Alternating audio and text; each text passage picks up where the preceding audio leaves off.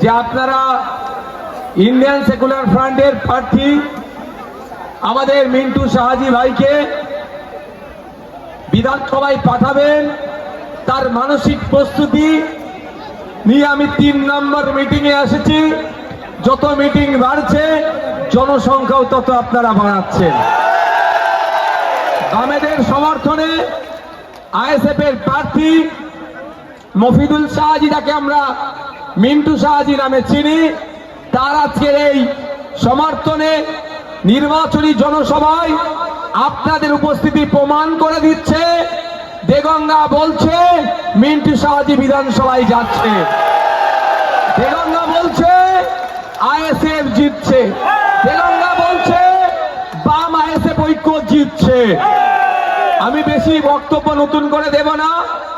গত কদিন আগেই অভিষেক ব্যানার্জির ভাইপো তথা মমতা ব্যানার্জির ভাইপো তথা অভিষেক বাবু এসে আমার সিকিউরিটি নিয়ে কটা কথা বলেছে। আগে তার জবাবটা দেওয়া দরকার আছে না নয়? এতটুকু মনে রাখবেন, আপনাদের এই নওশাদ ভাই তার বীরত্ব গদি ছেড়ে রাজনীতির ময়দানে এসেছে, তো সহজেই অফসাইডে কাউকে আমি গোলও করতে দেব না। আজকে আমার 8টা প্রোগ্রাম আছে, এটা মানে 4 নম্বর চলছে, 5 নম্বর। আপনি বলুন তাহলে আমার স্ট্রেংথ কত, স্টামিনা কত আছে? যদি 20,000 করে হতো কত হতো? 1.5 লাখ, কম করে 1,60,000। কিন্তু সেটা ছেড়ে আমি অন্য রাস্তায় এসেছি নোংরামি বন্ধ করার জন্য, চাল চুরি বন্ধ করার জন্য, রেশন চুরি বন্ধ করার জন্য, রেশনে প্লাস্টিকের চাল ভরে দিচ্ছে সেটা বন্ধ করার জন্য এসেছি। বাচ্চাদের মিড ডে মিল চুরি হয়ে যাচ্ছে, 84 স্কুলের স্কুল ড্রেস চুরি হয়ে যাচ্ছে, খাতা চুরি হয়ে যাচ্ছে, বই চুরি হয়ে যাচ্ছে, সব চুরি এরা করে নিচ্ছে চুরিকে বন্ধ করার জন্য। তাই বন্ধুগণ, স্লোগানিং পড়ে দেবেন ভাই স্লোগানিং পড়ে দেবেন। কি বলছে এগুলো শুনে নেন আগে। উনি বললেন যে আমি নাকি, আস্তে ভাই আমার, আস্তে আস্তে। উনি বললেন আমি কি অমিত শাহজির দেওয়া সিকিউরিটি নিয়ে ঘুরছি, যদি সাহস থাকে ছেড়ে দিন, রাজ্য সরকার তাহলে দেবে। এটা বলেছে তো? শুনে জানটা একদম ঠান্ডা হয়ে গেল, তাই না? কত তার মানসিকতার কথা বলেছে। এই ধরনের রাজনীতিবিদ হওয়া দরকার, তাই না? আমিও চাই এই ধরনের পরিণত পরিপক্ক রাজনীতিবিদ পশ্চিমবাংলায় বেশি বেশি আসুক। কিন্তু অভিষেক বাবু জানা নাই অলরেডি নওশাদ সিদ্দিকী 3বার তার পিসিমণি তথা রাজ্যের স্বরাষ্ট্রমন্ত্রী মুখ্যমন্ত্রীকে তার নিরাপত্তার জন্য 3বার চিঠি করেছে, নিরাপত্তা রক্ষী দেয়নি। তারপরে আমি অমিত শাহজিকে চিঠি করলাম যে পশ্চিমবাংলায় বিরোধী দলের যারা বিধায়ক আছে সবাইকে আপনি সিকিউরিটি দিয়ে রেখেছেন, আমিও তো বিরোধী দলের বিধায়ক, আমি কি দোষ করলাম? আমার উপর এই ধরনের প্রাণঘাতী হামলা চলছে, আমাকে নিরাপত্তা রক্ষী দেওয়া হোক। তাও অমিত শাহ আমার কথাই সাড়া দিল না। যাহাই দিদি তাহাই দাদা। পিছড়ে বর্গের কথা বলছি, পিছড়ে বর্গের দলিত আদিবাসী হিন্দু মুসলমানের অধিকারের কথা বলছি। স্বাভাবিকভাবে অমিত শাহজি হোক আর মোদীজি হোক আর মমতা দিদি হোক, সবার তো মুখটা একটু আমার প্রতি গুমড়ে থাকবে, এটা স্বাভাবিক। তারা আমাকে দিল না। অমিত শাহজিকে চিঠি করলাম, দিল না।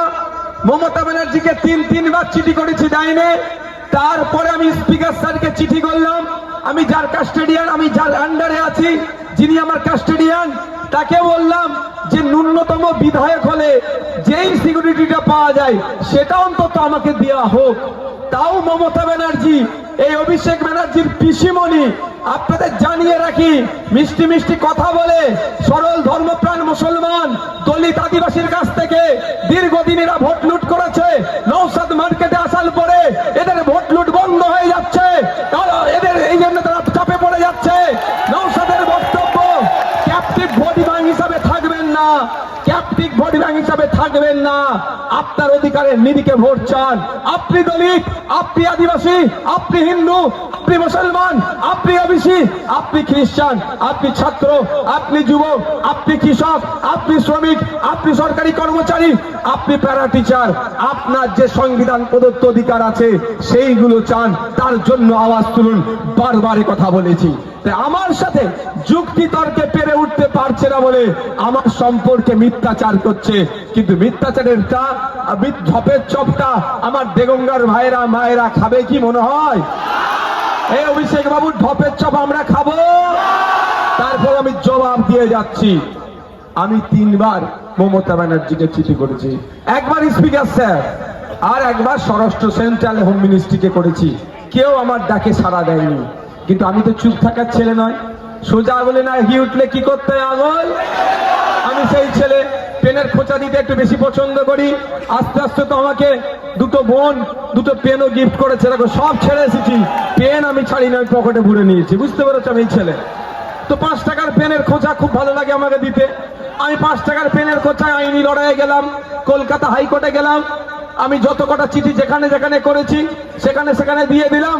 দিয়ে দেওয়ার পরে কলকাতা হাইকোর্ট সিআইএসএফ কে নির্দেশ দিল, ইমিডিয়েট একটা টাইম বাউন্ড করে দিল। এর মধ্যে নওশাদ সিদ্দিকীর কি থ্রেড আছে, থ্রেডের বিশেষে একে নিরাপত্তা রক্ষী দেওয়া হোক। এবার বলুন, আমি অপরাধ করেছি না? আমি নাই পথে আমার অধিকার আমি বুঝে নিয়েছি।